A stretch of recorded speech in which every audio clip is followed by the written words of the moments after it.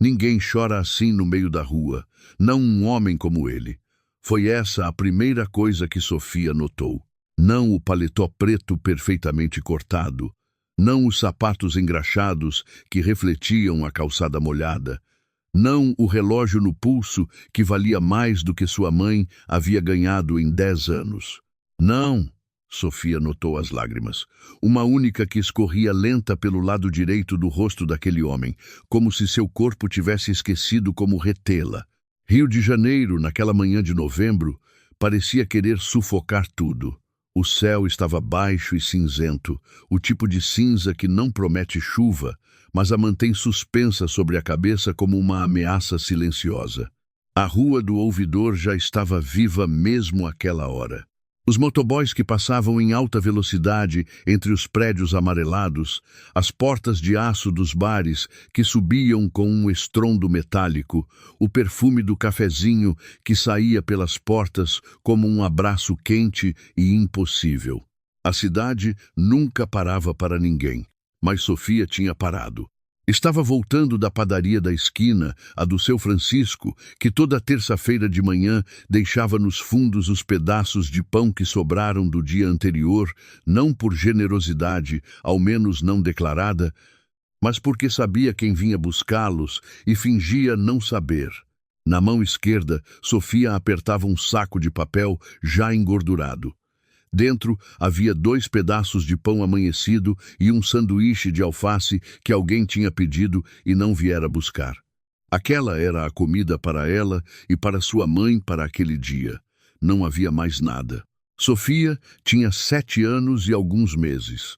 Os cabelos loiros, sempre levemente desalinhados, emolduravam um rosto que parecia sério demais para a sua idade. Usava o vestido laranja que sua mãe lhe comprara no mercado de Madureira 3 anos antes. Tinha ficado curto nos joelhos e tinha manchas escuras nas mangas que não saíam mais. Mas Sofia o amava mesmo assim.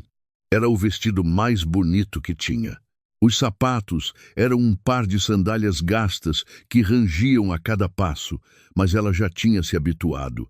O homem estava sentado no degrau em frente à vitrine de uma joalheria, não na beira da calçada, não em um banco, mas no degrau de uma das lojas mais elegantes do centro histórico, como se as pernas tivessem simplesmente parado de sustentá-lo, e ele tivesse se deixado cair ali sem escolher onde. As costas estavam apoiadas no vidro, a cabeça levemente inclinada para a frente, as mãos abandonadas sobre os joelhos. O terno era de um preto profundo, a gravata também era preta. O tipo de roupa que se usa em funerais, pensou Sofia, embora nunca tivesse ido a um funeral, mas tinha visto aquelas roupas nas fotografias que sua mãe guardava na mesa de cabeceira. Ele tinha talvez 38 ou 40 anos. O rosto era forte, com um maxilar decidido e uma barba rala de um dia que quebrava a perfeição do conjunto. Mas aqueles olhos estavam devastados. Não eram olhos de alguém que tinha perdido algo material. Eram olhos de alguém que tinha perdido algo que não se pode substituir. Sofia se aproximou, sem pensar muito. Era essa a sua natureza. Não calcular, não avaliar, não se perguntar se era o momento certo ou a coisa certa. Via alguém que estava mal e o corpo a levava em direção a ele antes que a cabeça pudesse decidir o contrário. Sua mãe sempre dizia que isso a colocaria em apuros um dia, mas sua mãe também dizia que era por esse motivo que a amava tanto. "Você está chorando?" disse Sofia, parada a 1 metro dele. Não era uma pergunta, era uma observação dita com a simplicidade direta que só as crianças e os velhos têm, aqueles que ainda não aprenderam ou já esqueceram como suavizar as palavras. O homem ergueu o olhar. Por um instante, pareceu não reconhecê-la como algo real, como se estivesse vendo uma aparição em meio ao cinza da manhã carioca. Depois, piscou uma vez e Sofia voltou a ser uma menina com um vestido laranja e um saco de papel engordurado na mão. "Sim", disse ele com uma voz que parecia vir de muito longe. "Sim, suponho que sim." Sofia inclinou a cabeça para o lado. Olhou para ele demoradamente, com aquela seriedade infantil que às vezes é mais pesada do que o olhar de um adulto. Porque o homem abriu a boca, depois a fechou. Parecia estar procurando as palavras em uma língua que não falava fluentemente. Balançou a cabeça lentamente. É complicado, disse finalmente. Minha mãe sempre diz isso, respondeu Sofia, quando não quer me explicar as coisas tristes. Algo no rosto do homem se alterou imperceptivelmente. Não foi um sorriso, era cedo demais para um sorriso, mas algo semelhante ao reconhecimento, como se aquela frase tivesse tocado um ponto preciso. Sua mãe é uma mulher sábia, disse ele.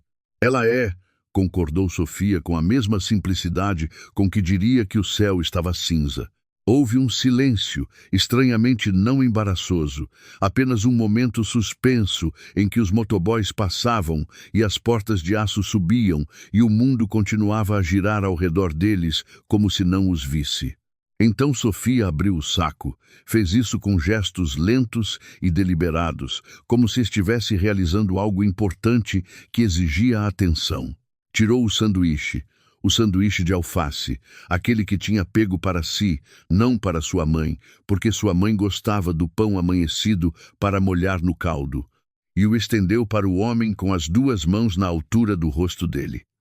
Toma, disse ela. Quando eu fico triste, sempre sinto fome, mesmo que não pareça.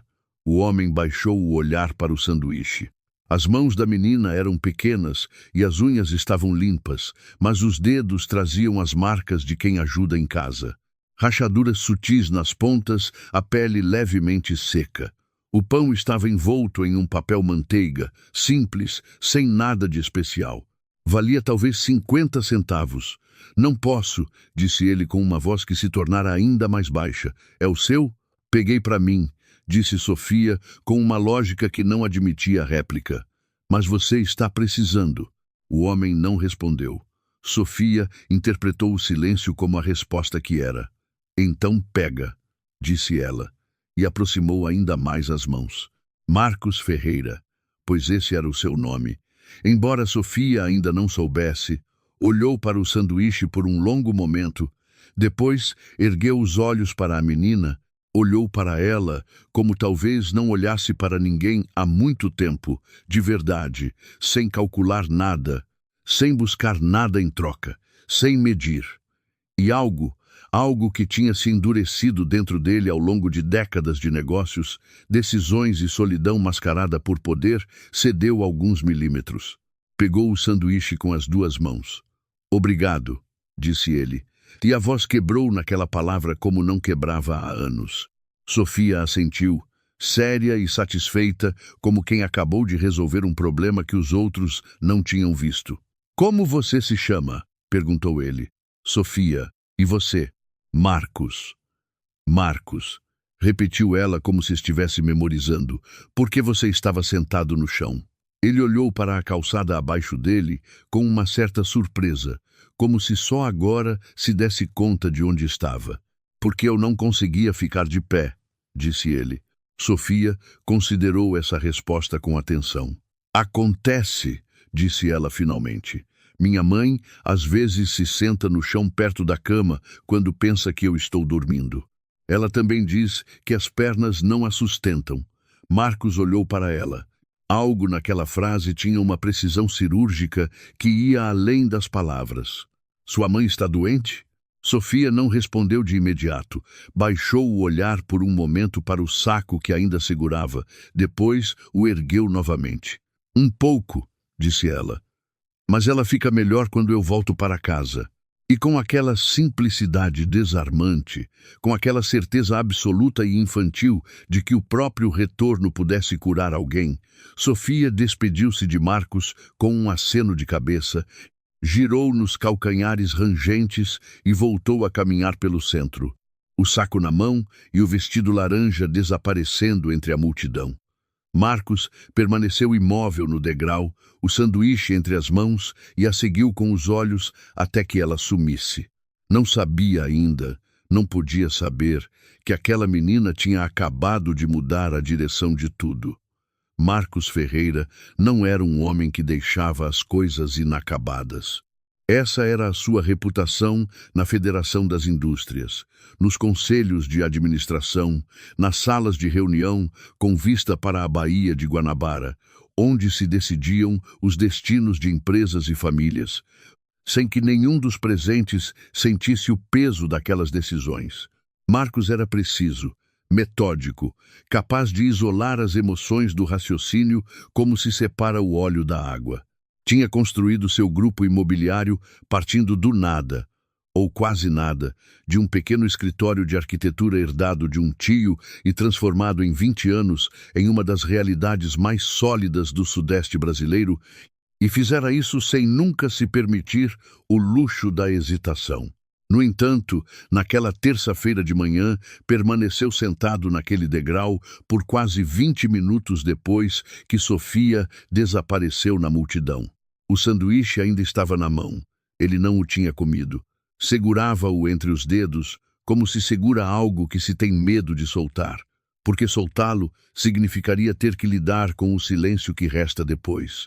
Às 8h42, viu no relógio quando finalmente se levantou e chamou seu motorista. "Onde você está?" perguntou. "Na Cinelândia, doutor, esperando o senhor me chamar. Venha me buscar no centro, em frente à joalheria Alfano agora." Enquanto esperava, Marcos ficou de pé na calçada e olhou para o ponto onde Sofia tinha desaparecido. A rua já a tinha engolido, como engolia tudo. Os motoboys, as vozes, as histórias. O Rio não conservava nada. Era uma cidade que vivia no instante, e aquele instante já tinha passado, mas algo nele não conseguia deixá-lo passar. O escritório de Marcos ficava no 6º andar de um prédio reformado em Ipanema, com um terraço que olhava para o mar. Era um espaço sóbrio e preciso como o seu proprietário. Madeira escura, livros ordenados, nenhum objeto supérfluo. Na parede em frente à mesa havia apenas uma fotografia emoldurada, uma mulher de meia idade com cabelos castanhos e um sorriso que parecia conter algo insolúvel, daqueles que não se explicam, mas se reconhecem. Era sua mãe. Ela tinha morrido 3 dias antes. Este era o motivo pelo qual Marcos tinha chorado no meio da rua, sentado no degrau de uma joalheria no Rio, terno preto de funeral. Não pela morte em si, ou não só por ela, mas por outra coisa, por algo que descobrira no dia do funeral, enquanto o tabelião lia As Últimas Vontades de Carmen Ferreira, nascida dos Santos, 71 anos, residente em Santa Teresa até o dia de sua morte. O tabelião tinha lido um nome que Marcos nunca ouvira antes, e aquele nome tinha aberto uma fenda no chão sólido sobre o qual construíra toda a sua vida. Chamava-se Júlia Morantes, ou pelo menos esse era o nome que constava nos documentos, na carta manuscrita que sua mãe deixara selada junto ao testamento, com a instrução de ser aberta apenas após sua morte. Carmen escrevera de forma clara e direta, como sempre fizera tudo na vida, sem adornos, sem desculpas elaboradas, com aquela dureza gentil que é própria de quem sofreu muito e aprendeu a não desperdiçar palavras. Na carta estava escrito que Marcos tinha uma irmã, não uma meia-irmã, não uma prima distante, não um parentesco remoto, uma irmã, filha do mesmo pai, Giuseppe Ferreira, morto quando Marcos tinha 14 anos em um acidente no canteiro de obras, filha de uma relação que Carmen sempre soube que existira e que sempre escolhera não mencionar, não por rancor, mas porque, como escreveu, não era dela aquela história para contar.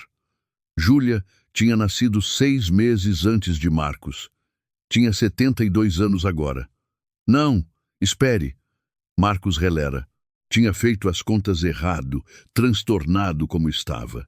Júlia tinha alguns anos a mais que ele, mas sua mãe não escrevera a idade exata. Escrevera apenas que ela vivia no Rio, que tivera uma vida difícil e que Marcos, se o desejasse, poderia encontrá-la. Se o desejasse. Aquelas 3 palavras o paralisaram mais do que todo o resto. Lúcia, sua assistente, bateu à porta às 11h com uma pasta de documentos para assinar e uma expressão que tentava ser neutra, mas não conseguia totalmente. Conhecia Marcos há 12 anos e sabia ler o seu silêncio. Remarquei a reunião com a prefeitura, disse ela, pousando a pasta sobre a mesa sem abri-la. Disse que o senhor não estava se sentindo bem. Não precisava mentir. Não foi uma mentira, doutor. Marcos olhou para ela, depois baixou os olhos para a fotografia de sua mãe. Preciso de uma informação, Lúcia. Diga. Quero encontrar uma mulher. Chama-se Júlia Morantes. Deve morar no Rio ou deve ter morado aqui. Não sei mais nada. Lúcia anotou o nome em um papel sem fazer perguntas. Era esse o motivo pelo qual Marcos a mantinha há 12 anos. Quanto tempo eu tenho? Perguntou ela. O mais rápido possível. A resposta chegou no final da tarde, enquanto o sol se punha e a luz se tornava daquela cor de ouro antigo que o Rio sabe fazer melhor do que qualquer outra cidade no mundo. Lúcia entrou no escritório com uma folha na mão e uma expressão que Marcos não conseguiu decifrar de imediato. Encontrei algo, disse ela. Aproximou-se da mesa e colocou o papel diante dele. Mas preciso lhe dizer uma coisa antes que leia. Marcos ergueu o olhar. Júlia Morantes morreu, disse Lúcia com voz calma. Há 4 anos. Insuficiência renal. Tinha 61 anos. Marcos permaneceu imóvel. Porém, continuou Lúcia, ela tinha uma filha. No papel havia um endereço. Bairro da Gamboa, Sobrado, escada B, e abaixo do endereço 2 nomes. O primeiro era o da filha de Júlia, Rosana Morantes, 34 anos, atualmente internada no Hospital Souza Aguiar por problemas cardíacos. O segundo nome, escrito abaixo como uma nota à margem, era o de quem vivia com Rosana no endereço indicado. Uma menina, 7 anos, chamada Sofia. Marcos releu o nome 3 vezes. Depois, ergueu novamente o olhar para Lúcia, e ela viu em seus olhos algo que em 12 anos nunca tinha visto. Não medo, não surpresa, mas algo mais profundo e antigo. O reconhecimento de algo que sempre estivera ali, logo fora do campo de visão, e que agora estava finalmente se tornando nítido. Sofia, disse ele com uma voz que era quase um sussurro. O nome dela é Sofia. Sim, disse Lúcia. O senhor a conhece? Marcos não respondeu de imediato.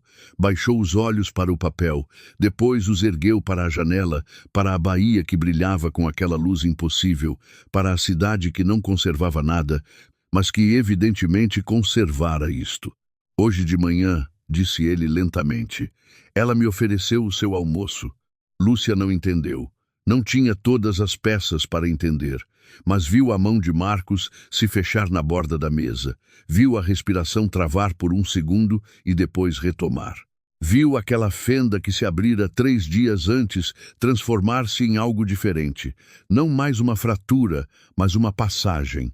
Aquela menina, disse Marcos, e a voz estava firme agora, com aquela firmeza que precede as decisões que mudam tudo.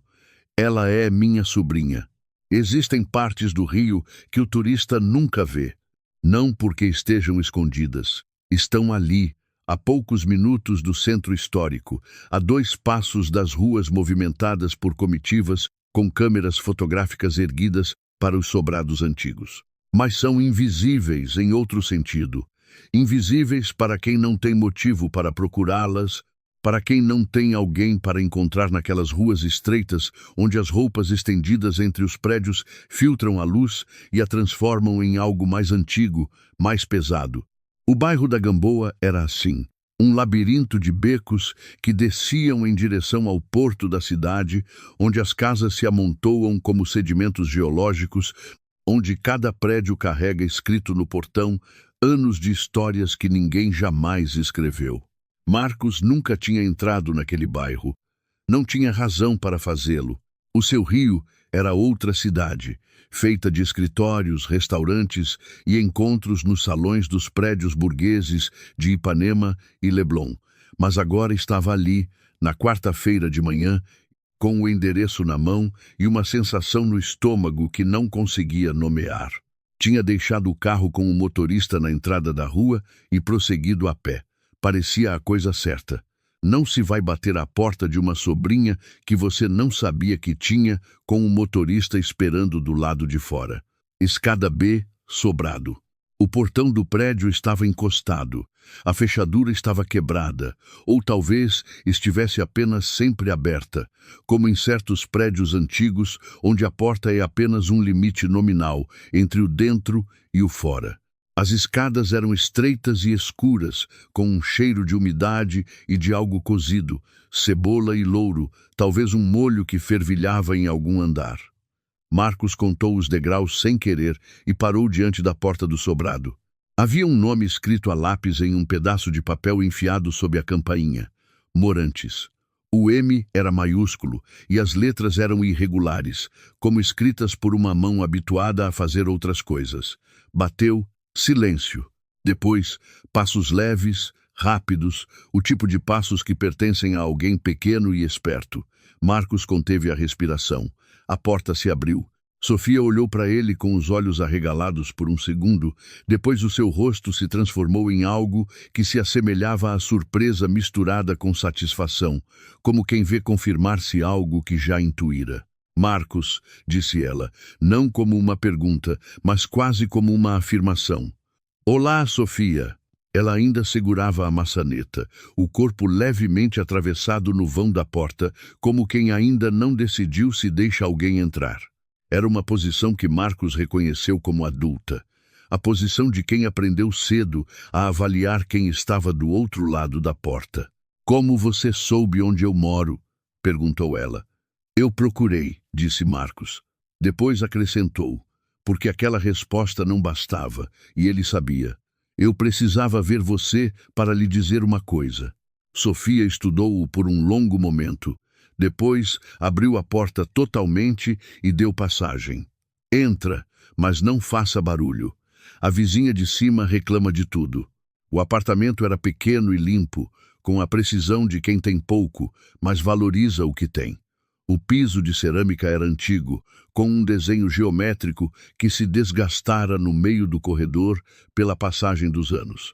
Na sala, havia um sofá coberto por uma manta de quadrados azuis, uma mesa baixa com um livro aberto em cima, uma coletânea de contos de fadas. Marcos o viu de passagem e, sobre o móvel da televisão, uma fileira de fotografias em molduras de plástico coloridas. Marcos se aproximou sem pensar. Nas fotografias havia uma mulher.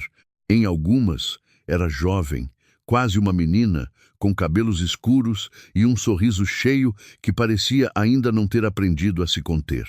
Em outras, era mais velha, com um ar cansado, mas os mesmos olhos. Em uma, a do centro, a maior, ela segurava um bebê no colo e olhava para a câmera com uma expressão que continha tudo: o medo, a alegria, o cansaço e algo que se assemelhava à determinação. É a minha mamãe, disse Sofia, que se aproximara e olhava as fotografias com ele. Ela é linda. Eu sei. Ela também diz que eu sou linda, mas eu acho que ela é mais bonita do que eu. Marcos não pôde deixar de notar o presente. Ela diz, não dizia. Rosana ainda estava viva no Souza Aguiar, com problemas no coração, e para Sofia ela ainda estava no presente, como deve ser. Sofia, disse Marcos, virando-se para ela. Posso me sentar? Ela indicou o sofá com um gesto prático. Depois sentou-se na borda da mesa baixa, com as pernas balançando no ar, as mãos apoiadas nos joelhos. Olhava para ele com aquela concentração séria que Marcos já notara no dia anterior, uma concentração que parecia pesar as coisas antes mesmo que fossem ditas. Marcos sentou-se e passou a mão pelo rosto. Não tinha preparado as palavras, tinha pensado em fazê-lo, ensaiara mentalmente diversas versões durante o trajeto de carro, mas agora que a menina estava ali na sua frente, todas as versões pareciam erradas. No final, escolheu a mais simples. Sua avó se chamava Júlia, disse ele. Sofia não se moveu, mas algo nos seus olhos mudou, uma sombra sutil como a de uma nuvem que passa. Sim, disse ela, mas morreu antes de eu nascer. A mamãe sempre fala dela. Eu sei. Marcos fez uma pausa. Sua avó Júlia era filha do meu pai. O silêncio que se seguiu era diferente dos outros silêncios. Era um silêncio com peso, com volume, com uma temperatura própria. Sofia parou de balançar as pernas. Isso significa que você é meu, começou ela e se interrompeu, como se estivesse procurando a palavra certa no mapa das relações de parentesco que, aos 7 anos, ainda é parcialmente inexplorado.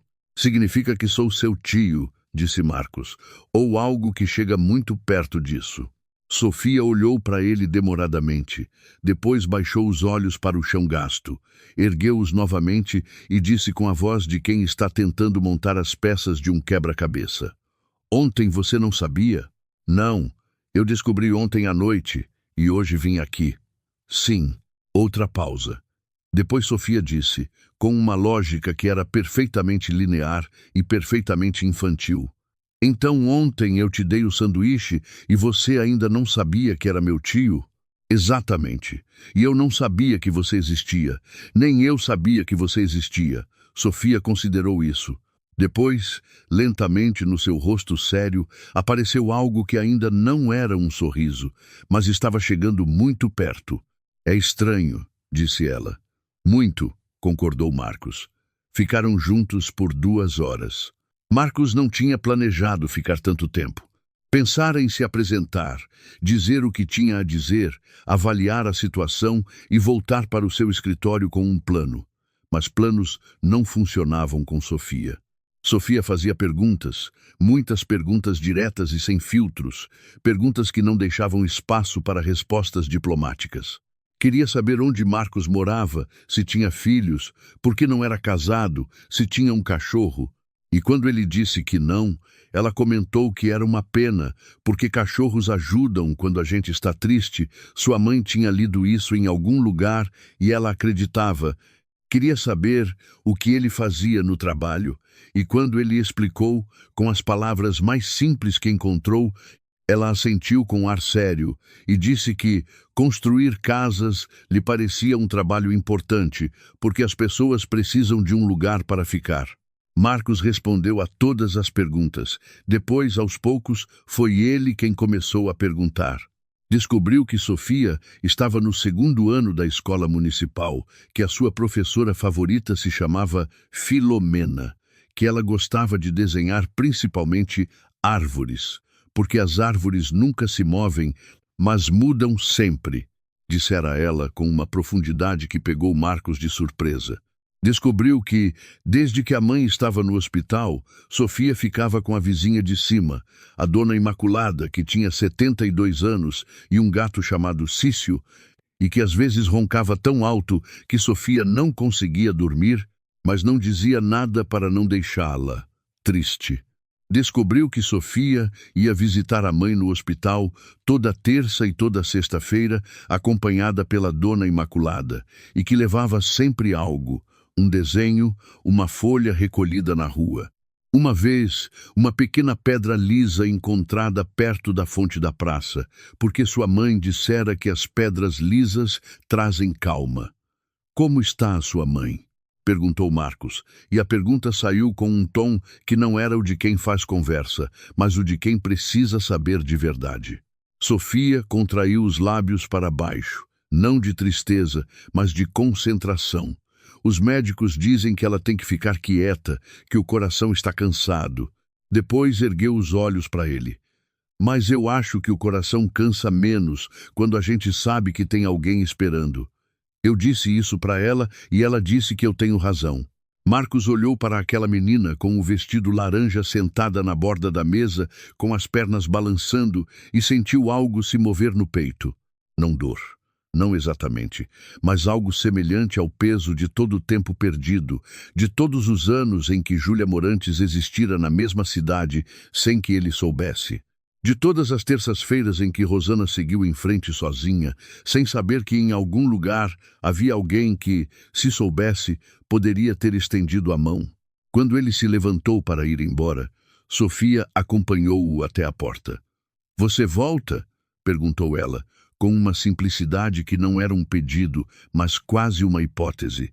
Sim, disse Marcos, e disse-o com a certeza de quem tomou uma decisão que ainda não formulou totalmente, mas já sabe que é definitiva. Eu volto. Sofia assentiu como se esperasse exatamente aquela resposta. Você pode vir na sexta, disse ela. Eu vou visitar a mamãe. Você pode vir comigo se quiser.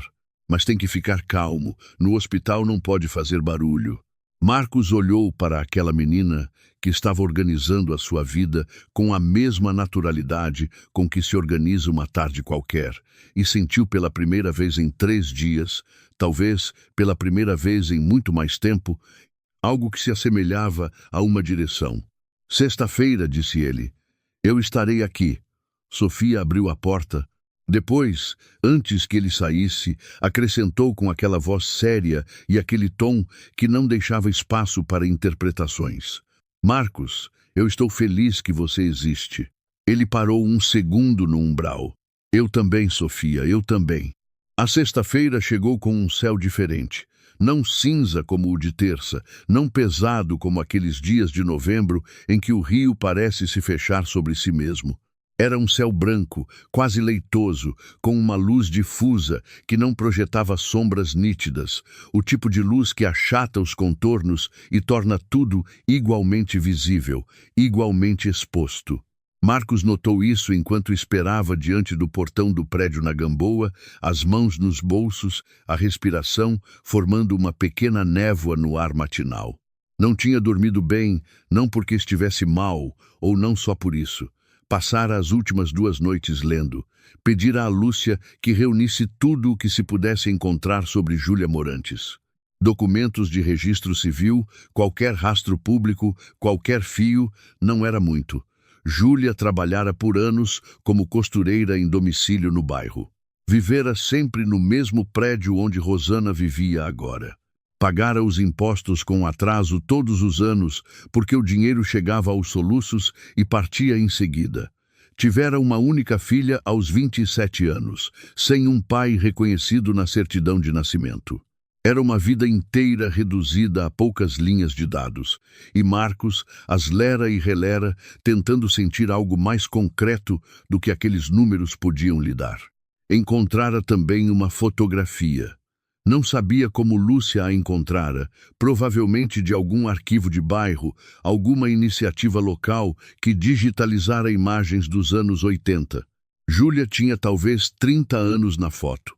Estava em pé, diante de uma máquina de costura, com um pedaço de tecido na mão, e olhava para a câmera com uma expressão que Marcos reconhecera imediatamente.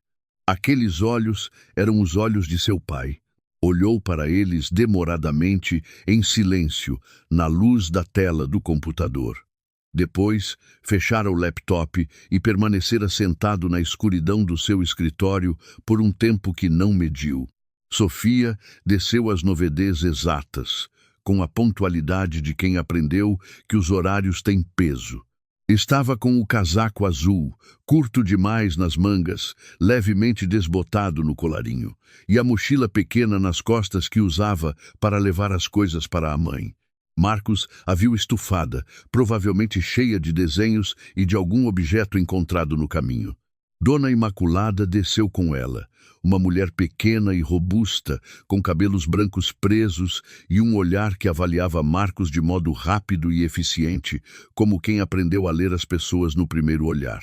Este é o Marcos, disse Sofia à Dona Imaculada com o tom de quem faz apresentações oficiais. É meu tio, quase. Dona Imaculada olhou para ele mais um segundo, depois assentiu com um ar que significava: por enquanto estou te observando, mas não fui com a sua cara.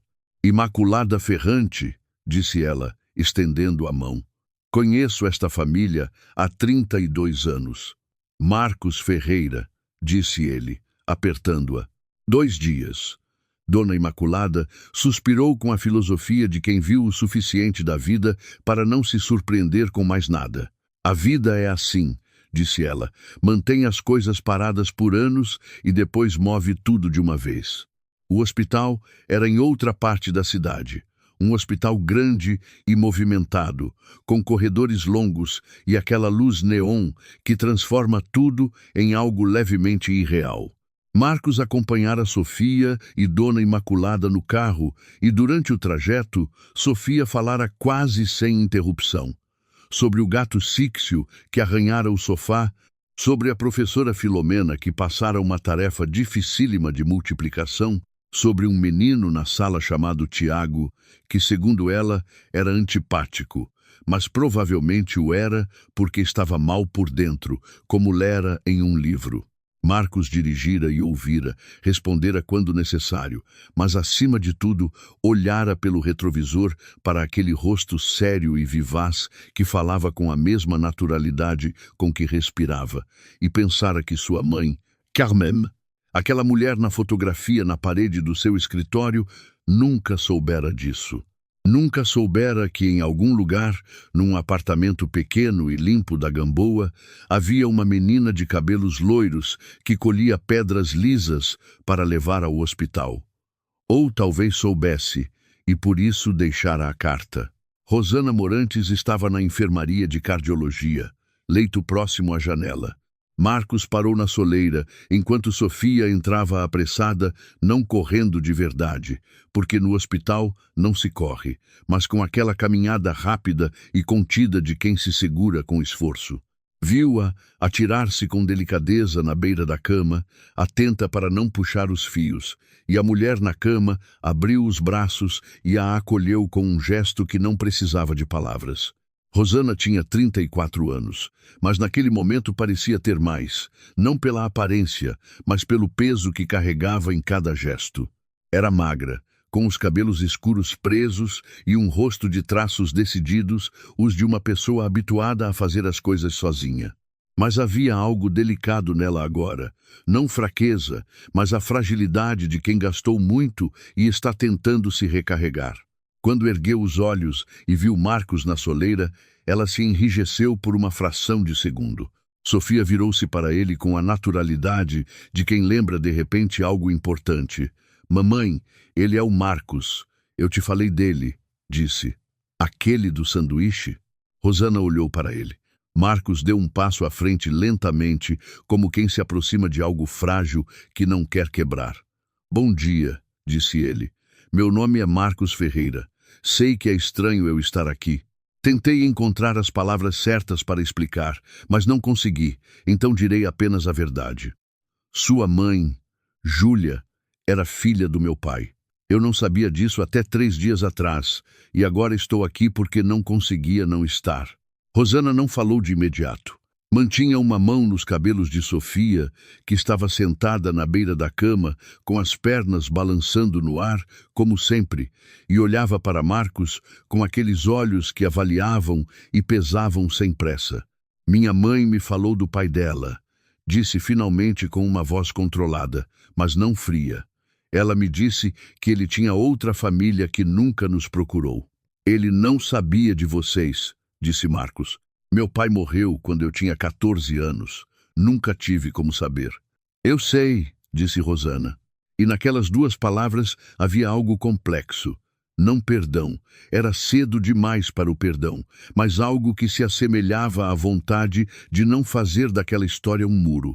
Sofia acompanhava a conversa em silêncio, o que era incomum o suficiente para ser notável.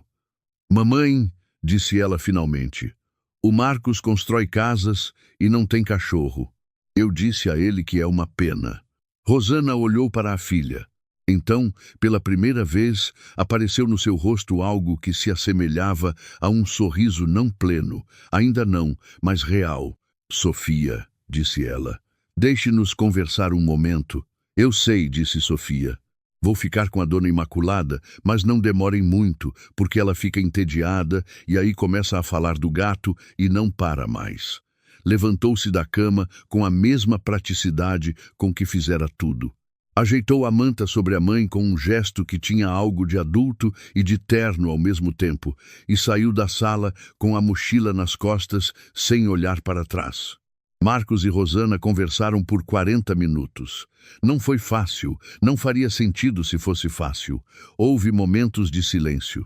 Houve um momento em que Rosana virou a cabeça para a janela e não falou por quase 1 minuto, e Marcos esperou sem preencher aquele silêncio, porque entendera que aquele espaço pertencia a ela. Rosana falou-lhe de sua mãe, Júlia, de como costurara roupas por 30 anos naquele apartamento, de como criara Rosana sozinha, com uma dignidade que nunca pedira para ser reconhecida. Falou-lhe de como Júlia, nos últimos anos, começara a dizer que talvez um dia alguém viria bater à porta, e de como Rosana sempre achara que era apenas o modo de sua mãe manter aberta uma porta para algo que nunca chegaria. Chegou, disse Marcos simplesmente. Com atraso, disse Rosana, mas disse-o sem dureza. Disse-o como quem constata um fato. Sim, com atraso. Marcos não tentou justificar. Mas estou aqui agora. Rosana olhou para ele novamente. Era o tipo de olhar que não pede garantias, mas busca substância. Busca entender se o que está diante dela é real ou se é apenas um impulso que passará quando a vida voltar ao normal. O que você quer fazer? Perguntou ela. Não sei em detalhes ainda, disse Marcos. Mas sei que Sofia não deve crescer sem saber que existe alguém. E sei que você não deve enfrentar tudo isso sozinha. Enfrentei tudo sozinha até agora. Eu sei. E não estou dizendo que você não era capaz. Estou dizendo que você não deveria ter que ser. Rosana baixou os olhos para as mãos, depois ergueu-os novamente. Sofia te deu o sanduíche dela, disse ela. Sim, ela nunca deveria ter tido apenas aquele sanduíche. Não, não deveria. Marcos fez uma pausa. E não será mais assim. Foi uma promessa pequena nas palavras, mas enorme no peso. Rosana sentiu isso. Ele viu pela maneira como os ombros dela baixaram imperceptivelmente, por como a respiração mudou por 1 milímetro. Não disse obrigado. Não era o momento de agradecimentos.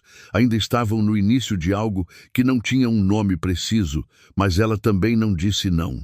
E naquela enfermaria, com a luz neon e o ruído distante do hospital, entre duas pessoas que acabavam de se encontrar após uma vida de distância, aquele não valia mais do que qualquer resposta elaborada. Sofia estava esperando-os do lado de fora da sala, sentada em uma cadeira de plástico laranja com a mochila aberta nos joelhos. Estava desenhando em uma folha, uma árvore. Marcos viu o desenho quando se aproximou, com as raízes ocupando metade do papel e os galhos se alongando até as bordas da folha. Como sempre, as árvores, disse Marcos, sentando-se na cadeira ao lado dela. As árvores têm raízes profundas, disse Sofia sem tirar os olhos do desenho. Mesmo quando não se vê, elas estão sempre lá. Marcos olhou para o desenho.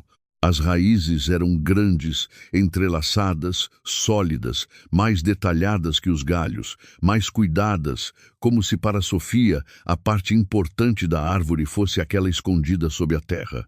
Sofia, disse ele. Sim, ontem você me disse que está feliz por eu existir. Sim, eu também estou feliz. E quero que você saiba que de agora em diante você não estará mais sozinha, nem você, nem a sua mãe. Sofia parou de desenhar. Ergueu os olhos, aqueles olhos sérios, profundos, que pareciam conter mais anos do que ela tinha. Eu sei, disse ela. Depois, com a simplicidade de quem já processou tudo e está apenas esperando que o mundo faça o que deve fazer, eu já sabia desde terça-feira. Marcos olhou para ela. Desde terça? Quando eu te dei o sanduíche, disse Sofia com uma lógica perfeita e impenetrável. As pessoas que aceitam a comida de alguém sem fazer a outra pessoa se sentir culpada são as pessoas boas. Você aceitou sem me fazer sentir culpada. Então eu sabia que você era bom. Marcos permaneceu em silêncio por um momento. 7 anos, disse ele finalmente, quase para si mesmo. 7 anos e 3 meses, corrigiu-o Sofia e voltou ao seu desenho.